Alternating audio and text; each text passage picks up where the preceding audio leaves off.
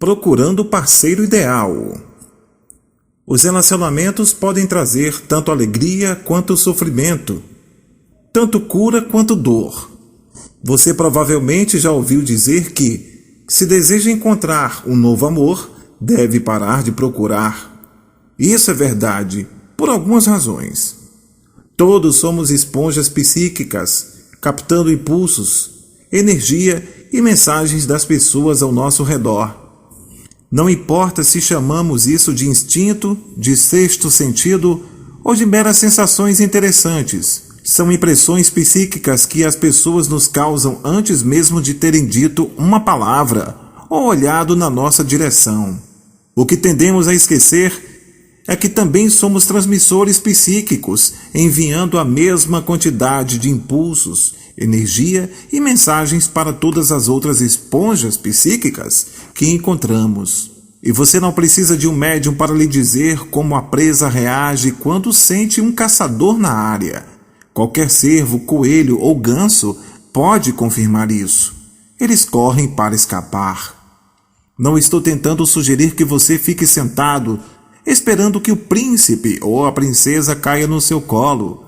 O que você deve fazer é seguir vivendo, celebrando e investindo no amor que tem agora. Os amigos, a família e até os bichinhos de estimação. E aprender a confiar no projeto que escreveu antes de vir para esta vida. E saber que Deus está sempre pronto a ajudar que ele se realize sem que você tente apressar isso por causa da desastrada emoção terrena da impaciência, para não mencionar a crença tola do que sabemos melhor do que Deus, do que é que precisamos. Famílias. No capítulo 1 discutimos linha de opção, ou a área da vida que escolhemos para ser a mais desafiadora quando escrevemos os nossos projetos. As linhas de opção são 7: família, vida social, amor, saúde, espiritualidade, finanças e carreira. Eu escolhi família como minha linha de opção. O significado básico disso é que sou capaz de colocar em ordem os problemas familiares de um cliente com uma única consulta. Mas ainda estou tentando compreender os meus. O que eu sei é que cada membro de cada família, incluindo a minha, escreveu seu projeto antes de vir para cá. Todos escolhemos ser parentes um dos outros.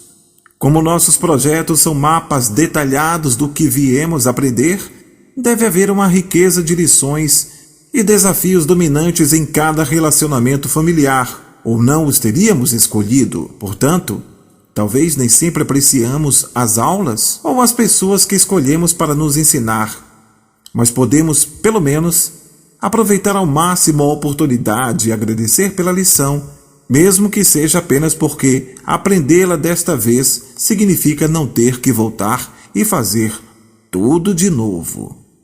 Parentes têm o direito de esperar que haja uma relação cordial entre eles, mas, como em todas as áreas da vida, confiança e respeito precisam ser conquistados, alimentados e mantidos. Um laço genético não significa licença especial. E ou vale tudo. Não significa nem mesmo que vocês têm que gostar um dos outros, ou se relacionar uns com os outros.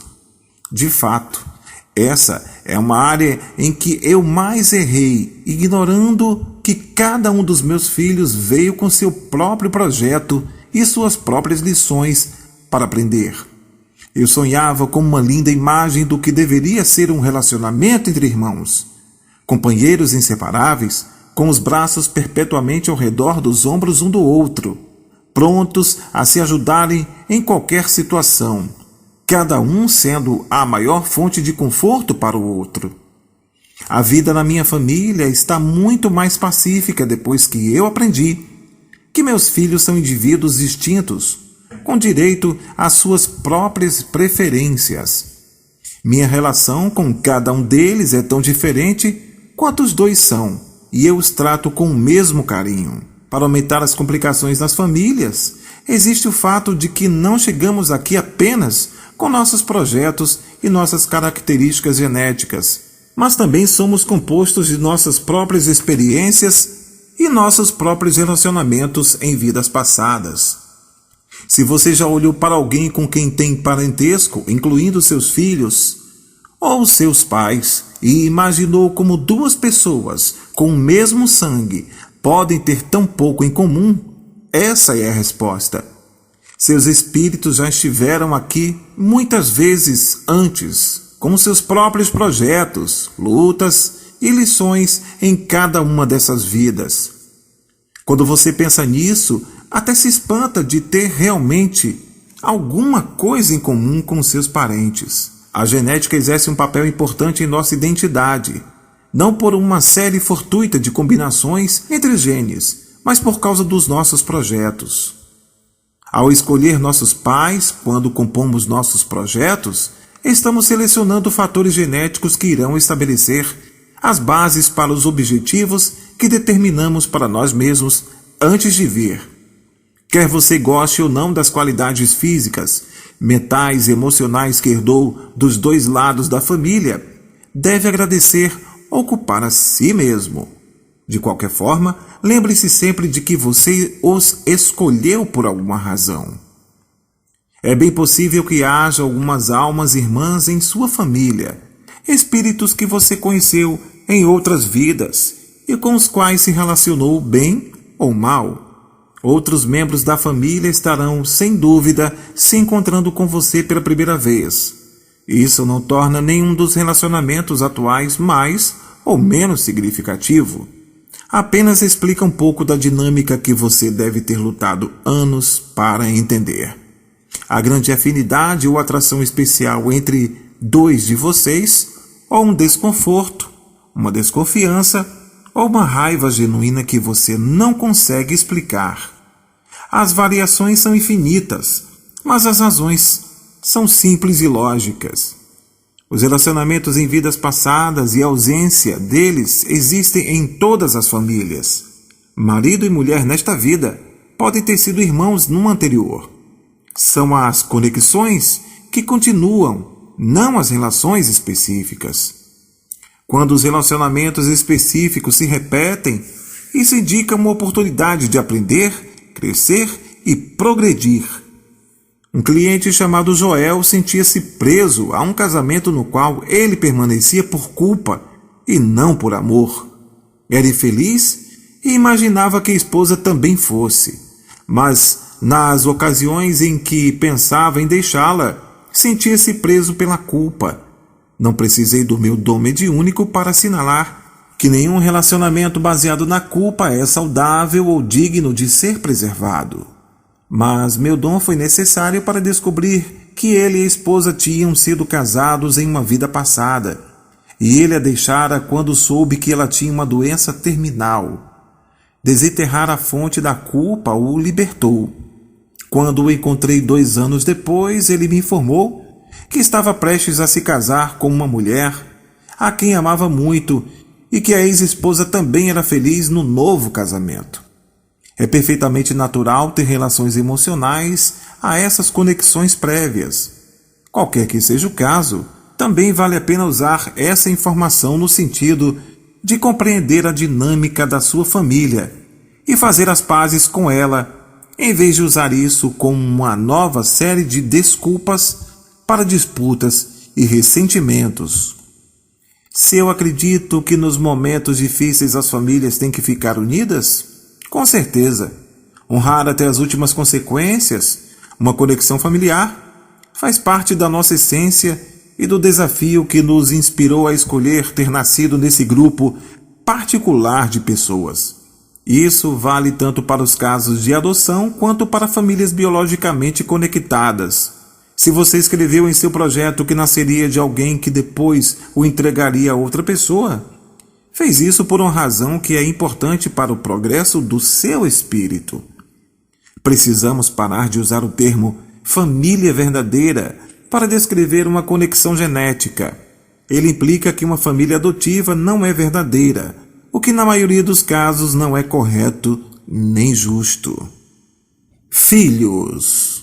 Cada vez que você olhar para um bebê recém-nascido ou que está aprendendo a andar, procure lembrar-se de que dentro daquele corpo pequenino, balbuciando palavras, vive um espírito sábio, inteiro e experiente, e um dos seres com maior capacidade mediúnica da Terra. Como acabaram de chegar do outro lado, eles têm com frequência memórias vívidas de seus projetos, seus guias espirituais, seus anjos e suas vidas passadas. Se tiverem sorte, ninguém ainda teve a chance de fazer com que se sintam estranhos, inadequados ou envergonhados quando querem falar sobre isso. Já ouvi tantas pessoas dizerem ou ouvirem: não engulo isso, é esquisito demais. Sabe o que eu acho mais esquisito? Acreditar que os bebês são páginas em branco quando chegam aqui. As crianças podem nascer com medo de coisas, como altura, água, lugares fechados, aranhas ou trovoadas, mesmo que ninguém ao redor tenha medo das mesmas coisas. Como, honestamente, o conceito de capricho aleatório do destino não parece mais difícil de engolir do que a explicação perfeitamente lógica das vidas passadas? Encoraje seus filhos a compartilhar qualquer pensamento e aprenda a ser o melhor e mais aberto ouvinte, mas estimule-os também desde muito cedo a explicar referências que você não compreende. Pergunte coisas como: quem você foi antes? E com quem daqui você já esteve? Sem julgar as respostas ou parecer cético com relação a elas. Essa é uma excelente forma de estabelecer a confiança deles em você, para confirmar a noção de que qualquer coisa que eles tenham a dizer é importante e para criar uma abertura entre vocês que irá durar por toda a vida, e se você continuar a alimentá-la. As crianças têm mais probabilidade do que os adultos de ver espíritos, fantasmas, guias espirituais, anjos e qualquer outra entidade do outro lado. Isso também faz sentido, afinal, elas acabam de vir de lá. Se disserem que estão vendo pessoas que você não vê ou ouvindo vozes que você não ouve, puxe uma cadeira e peça que descrevam seus amigos imaginários. É provável que eles não sejam nem um pouco imaginários e que você tenha sido abençoado com um pequeno e ávido canal de ligação com o mundo espiritual. De fato, uma das coisas mais inteligentes que você pode fazer pelo seu próprio aprendizado e pela autoconfiança do seu filho é eliminar do seu vocabulário a frase "você está imaginando coisas". Primeiro, porque isso provavelmente está errado. E segundo, eu não sei como você reage, mas eu não gosto nem um pouco quando alguém me diz que estou imaginando uma coisa que me parece bem real. Quando estamos dormindo, nossa mente espiritual está bem acordada e parece perceber tudo o que acontece à nossa volta. É por isso que eu acredito tanto em falar com os filhos enquanto eles dormem. Não se preocupe se achar que eles não vão entender o que você lhes diz. Seu vocabulário consciente pode estar limitado pela idade, mas o espírito com o qual você está falando através do subconsciente é eterno e tão fluente quanto você. A paz, a segurança e a cura que você pode dar a seu filho enquanto ele dorme fazem diferença, não apenas para ele, mas também para o laço entre o seu espírito divino e o dele. Abre aspas. Meu querido filho, sinto-me abençoado por você ter me escolhido para guardar e alimentar seu espírito sagrado enquanto começa a sua nova vida na Terra. Eu lhe prometo o melhor esforço da minha alma para mantê-la seguro, saudável, feliz e ligado ao Deus que o criou e que vive dentro de você. Que você possa manter toda a alegria e a sabedoria que suas vidas passadas lhe deram, e que toda a dor, medo, doença e negatividade dessas vidas passadas sejam liberados e dissolvidos para sempre na luz branca do Espírito Santo. Fecha aspas. Sua saúde. Receitas mediúnicas para a mente e o corpo. Há 20 anos eu estava deitada em uma maca de hospital em Mountain View, na Califórnia, sendo levada para uma pequena cirurgia. Quando olhei para o anestesista e anunciei tranquilamente: sua mulher vai bater com o carro em uma cabine telefônica. Ela não vai se machucar, mas vai acabar com o carro. Ele já tinha, obviamente, aprendido a tolerar todos os tipos de incoerências vindos de pacientes anestesiados, e só faltou me dar um tapinha na cabeça enquanto me empurrava para a sala de operação através das portas duplas de vai e vem. Que bom, ele disse. Agora relaxe. Eu me lembro de ter pensado o que poderia ser bom a respeito daquilo antes de apagar. Quando abri os olhos no quarto, ele estava sentado ao lado da minha cama, me encarando, pálido e trêmulo. Não é a reação que você espera encontrar quando acaba de acordar de uma cirurgia. Consegui murmurar: o que aconteceu? Preparei-me para a notícia de que durante a operação tinham descoberto que eu estava tomada por alguma doença terrivelmente devastadora. Ele finalmente encontrou a voz. Acabaram de me telefonar. Minha esposa bateu em uma cabine telefônica. O carro sofreu perda total. Minha resposta foi um pouco abrupta. Claro que ela bateu, mas eu estava aliviada demais para me solidarizar com ele. Felizmente, o anestesista ficou mais impressionado do que ofendido. Ele acabou contando aquela história às pessoas com quem trabalhava, que contaram aos seus colegas e assim por diante. Como resultado, 20 anos depois, eu sou abençoada com consultas médicas gratuitas e troca de experiências com 96 médicos e psiquiatras por todo o país. Pouco tempo depois daquele encontro com o anestesista, uma cliente entrou no meu escritório para uma consulta. Ela parecia perfeitamente normal, mas antes que se sentasse na cadeira eu afirmei uma coisa que nunca tinha dito a um cliente e nunca mais tornei a dizer. Não se sente. Você precisa ir ao urologista agora mesmo. Um médico amigo meu pôde recebê-la imediatamente e me ligou 2 horas mais tarde. Graças a Deus você a mandou até aqui. Esta mulher tem uma infecção de bexiga muito avançada. Se tivesse esperado mais tempo para procurar ajuda, ela estaria com uma série de problemas. Minha sensibilidade aos problemas médicos cresceu rapidamente, quase como se comportas tivessem sido abertas. Comecei a fazer exames médicos de cada cliente no instante em que ele entrava na sala, verificando cada área do corpo e revelando qualquer informação que recebesse. Uma mulher veio a mim com o diagnóstico de uma doença do sangue, rara e incurável. Seu médico a mandou com a esperança de que eu pudesse dar a ela algum conforto espiritual. Mas durante a consulta me veio claramente que o diagnóstico estava errado. Tudo o que ela tinha a fazer era procurar um bom endocrinologista para que verificasse sua tireoide. Ela fez isso. O nível de produção de hormônios estava assustadoramente baixo, mas podia ser tratado e não era fatal. Uma jovem tinha tentado ficar grávida por meses, sem sucesso, e nenhum médico tinha conseguido descobrir por quê. Eu indiquei um especialista que confirmou minha crença de que quistos ovarianos eram os verdadeiros culpados, e ela começou a tratá-los. 1 ano depois, ela me mandou fotos de sua filha recém-nascida, e eu sempre me perguntei se ela estava me agradecendo ou me xingando naquelas primeiras semanas, sem dormir, com estrias e mamadas às 4 da manhã. Foi estimulante descobrir que eu também posso ajudar de longe.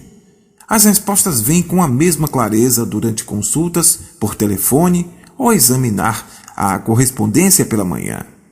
Mesmo se o cliente não tiver problemas médicos, sou capaz de avisá-lo sobre um amigo ou um parente que tenha, o que ocasionalmente deixa o cliente em uma posição bastante estranha. Ao longo desses muitos anos e depois de milhares de cartas de clientes e de médicos contando os resultados bem-sucedidos das minhas sugestões médicas, o assunto saúde se tornou uma fonte de profunda satisfação para mim. Mas Embora eu aprecie minha relação com a comunidade médica, não é demais enfatizar: nenhuma consulta com um médium, seja eu ou qualquer outro, deve jamais ser usada em substituição aos cuidados de um profissional treinado e responsável, e sim apenas como um suplemento que pode com frequência guiar você e seu médico em uma direção produtiva. Mente e corpo. Todo mundo que tem carro sabe, para consertos e regulagens de rotina, a melhor coisa é um mecânico profissional. Mas estamos procurando encrenca se não nos responsabilizarmos pela manutenção diária. A mesma coisa vale para esses corpos em que estamos fazendo nossa jornada. Para exames e problemas sérios, a melhor coisa é procurar um médico competente, mas a manutenção diária cabe a nós. Podemos exercer um papel muito mais ativo em nossa saúde e nosso bem-estar do que simplesmente engolir algumas vitaminas todos os dias e dizer: pronto, precisamos compreender e usar os fatos sobre como o corpo funciona e se cura, e a relação íntima e fascinante que existe entre nossos corpos e nossas mentes. Não há nada mais literal neste mundo do que a maneira como o corpo reage ao que a mente lhe diz. Se você acha que o corpo pode ser mais inteligente do que a mente, ou que ele de alguma forma se ajeita sozinho e cria sua própria realidade sem se importar com o que a mente tem a dizer, lembre-se disto. Sob hipnose, quando o subconsciente comanda, se lhe disserem que o dedo hipnotizador é um ferro em brasa e você for tocado por esse dedo, vai se formar uma bolha. O corpo não interfere e diz: espere aí, você não me engana, não posso me queimar com o dedo.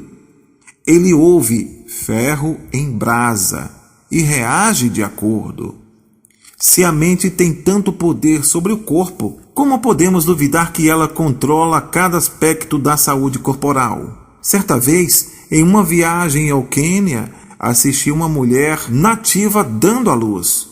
Ela cavou um pequeno buraco na terra, segurou uma barra de metal que estava carregando, agachou-se sobre o buraco, empurrou a criança para fora do seu corpo e para dentro do buraco, cortou o cordão umbilical com os dentes, colocou o bebê em um saco de pano pendurado ao pescoço e voltou ao trabalho em um campo próximo.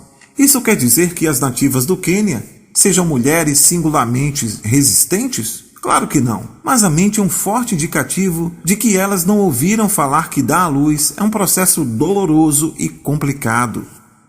Assistir aquele parto emocionalmente reforçou, para mim, o fato de que nossos corpos seguem as ordens literais que nossas mentes lhe dão. Naquele caso, a mente da mulher não estava programada para associar o parto a uma dor debilitante e um repouso na cama. Também não precisamos aceitar uma programação que recebemos. Minha avó, Ada, quebrou a bacia quando tinha 86 anos. Após a cirurgia, os médicos disseram que ela nunca mais iria andar. Um mês depois, eu a encontrei de pé, limpando a casa, empurrando uma cadeira diante de si para se apoiar. Horrorizada, perguntei o que ela estava fazendo, já que deveria estar deitada na cama. Sabe qual foi a resposta? Eu a adotei para mim mesma quando sinto qualquer tipo de doença tentando me pegar. Não tenho tempo para essa bobagem. Acho que todos já passamos por isso. Você está andando por aí durante o dia, sentindo-se perfeitamente bem. Quando alguém diz: tudo bem? Você não parece muito bem. Com toda certeza, durante o resto do dia, você começa a perceber que realmente não está se sentindo tão bem assim. 10 em cada 10 vezes, as pessoas que afirmou isso não foi abençoada com o poder espantoso de julgar a sua saúde melhor do que você. O único poder que teve foi da sugestão. Antes que você perceba, está pensando: se eu não pareço muito bem, talvez eu não esteja bem. Seu corpo, sempre ansioso para agradar, ouve: não esteja bem, e, obedientemente, cria algum tipo de desconforto. Na próxima vez, em lugar de pode ser que não esteja bem, tente pensar: não tenho tempo para essa bobagem. Continue pensando isso até se tornar verdade. Posso apostar com segurança que você vai passar o resto do dia se sentindo tão bem quanto estava a princípio. Isso leva à minha forte crença de que devemos eliminar do nosso vocabulário todos os clichês irresponsáveis que podem dar a deixa ao corpo para desenvolver problemas de saúde. Faça um acordo com seu cônjuge ou com um amigo para observar com que frequência você usa essa linguagem negativa e trabalhem juntos para quebrar esse hábito. Aqui vão alguns exemplos. Ele ou ela me deixa doente. Ele ou ela me dá nos nervos. Estou morrendo de preocupação por causa... Ele ou ela me deixa esgotado. Você está me dando dor de cabeça. Você vai acabar me causando uma úlcera. Estou sentindo um grande peso no coração. Você ainda vai me matar. Prefiro morrer a... Ele, ela, eles me causam um enjoo. Se você prestar atenção, vai ficar chocado com a frequência com que sabota seu corpo de maneira sutil, praticamente ordenando que ele tenha problemas.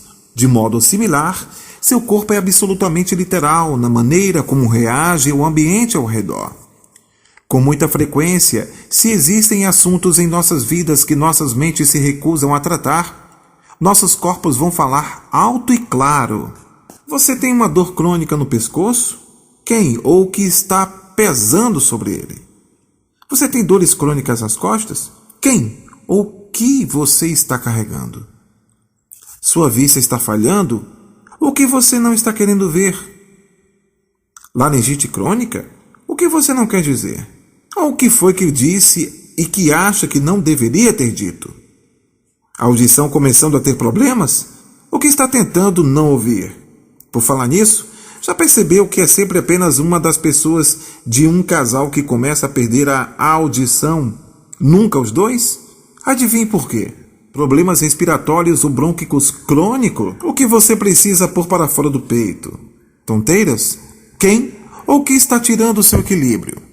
A lista é infinita, mas a questão é, se você se lembrar que o corpo reage literalmente à informação, muitos problemas de saúde recorrentes podem ser curados quando a mente identifica a origem verdadeira do problema e resolve começar a enfrentá-la. Existe outra lição importante a aprender. Temos a obrigação de ser tão atentos e receptivos aos sinais de nossos corpos quanto eles são aos nossos sinais.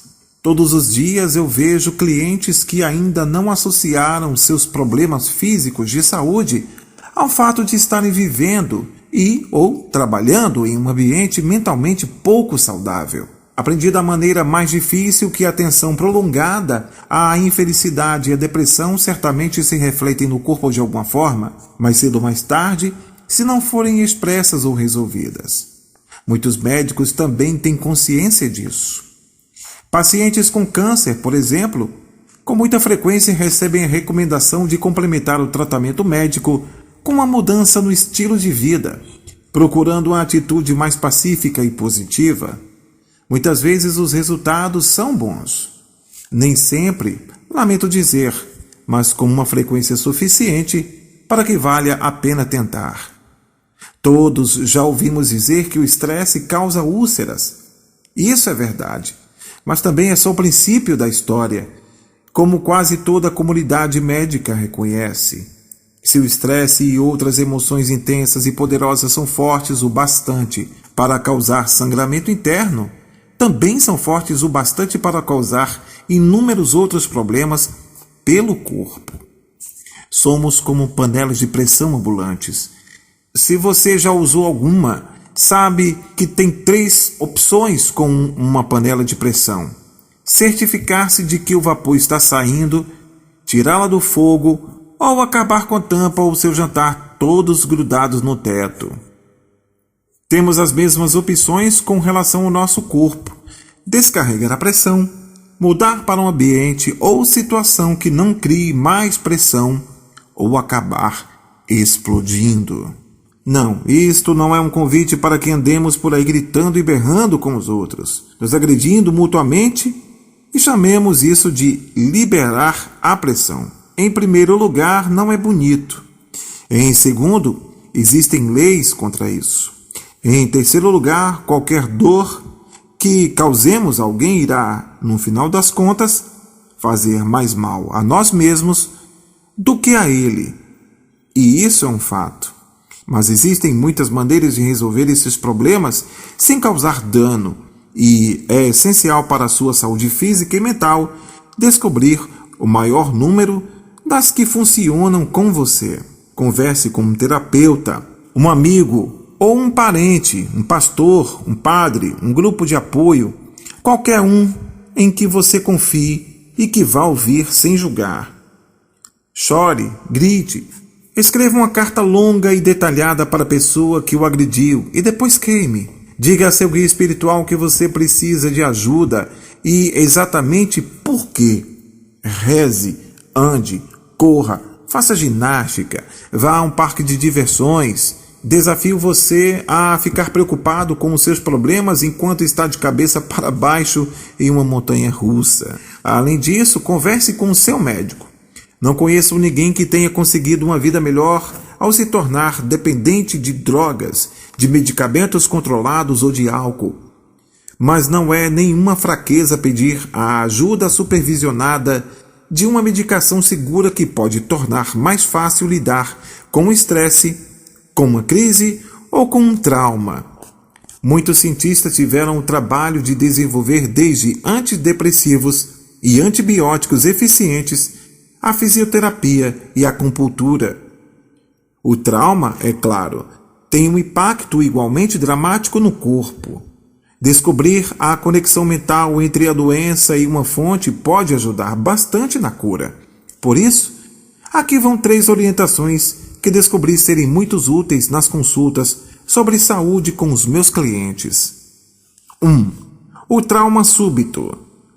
A morte de um ente querido, a perda de um emprego, um divórcio ou um rompimento, a devastação de um desastre natural e etc., tende a atingir o corpo do peito para cima. Se você está sofrendo de resfriado, bronquite, otite ou sinusite, problemas de coração ou qualquer infecção das vias respiratórias superiores, dê uma olhada nos últimos 6 meses ou 1 ano de sua vida e veja se consegue atribuir isso a algum acontecimento que tenha causado um trauma. Se descobrir, lide com ele imediatamente. Nunca tente usar seu corpo como um cemitério para enterrar a dor emocional. 2. O trauma profundamente enraizado, infelicidade prolongada em casa ou no trabalho, problemas familiares constantes que você não enfrentou, conflitos não resolvidos com amigos, desculpas devidas e culpa não admitida, etc. Normalmente ataca entre o peito e a cintura, úlceras, indigestão crônica, acidez, cãibras estomacais e coisas semelhantes, com frequência inclusive. Significam que existe alguma coisa que você continua a empurrar para baixo, em vez de enfrentá-la e se livrar dela de uma vez por todas. 3. O trauma de infância e de outras vidas. Obviamente, esse tipo é o mais difícil de desenterrar, mas um médium ou um hipnotizador qualificado pode ser de grande ajuda. Tipicamente ataca da cintura para baixo. Constipação crônica ou diarreia, colite, problemas com os órgãos reprodutores, etc. São frequentemente um sinal de que seu subconsciente está se apegando a alguma coisa que passa despercebida para a sua mente consciente e que precisa ser liberada. Às vezes, justamente por nossos corpos não serem capazes de reprimir ou racionalizar nada. Acho que são mais espertos do que nós. Se abusarmos deles, os negligenciarmos, os alimentarmos mal, exigirmos demais deles ou deixarmos de prestar atenção a eles, irão certamente reclamar. Não percam os próximos capítulos aqui em nosso canal. Inscreva-se em nosso canal, deixe o seu like. Obrigado.